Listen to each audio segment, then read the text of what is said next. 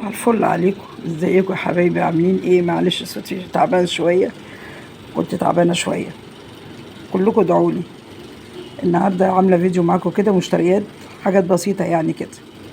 اشتريت فراخ وخليته خلاها لي، وخليته عمل لي الوراك حمام كداب.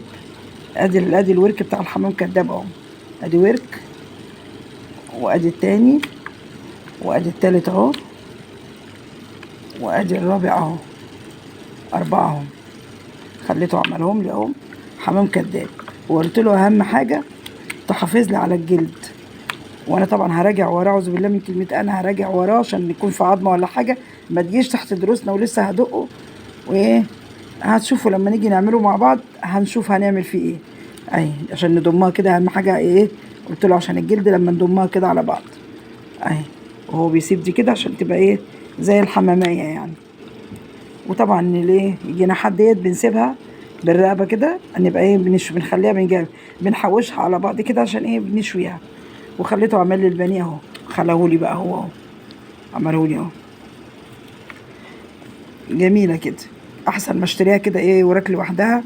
فاشتريت كده الفراخ خليته عملها لي كده. جيت هنا بقى اشتريت كوسه، في اللي بيبيعها ب15 وفي اللي بيبيعها ب10. جبتها الحشو كده، هو انا بحب الحجم ده. جبتها ب10. والفلفل ب20، والجزر ب10.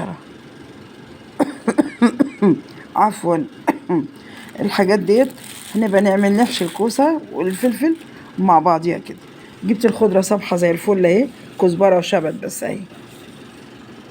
كزبره وشبت زي الفل. ما بحبش اللي هي، ما بحبش بقدونس على المحشي. صباحكم فل.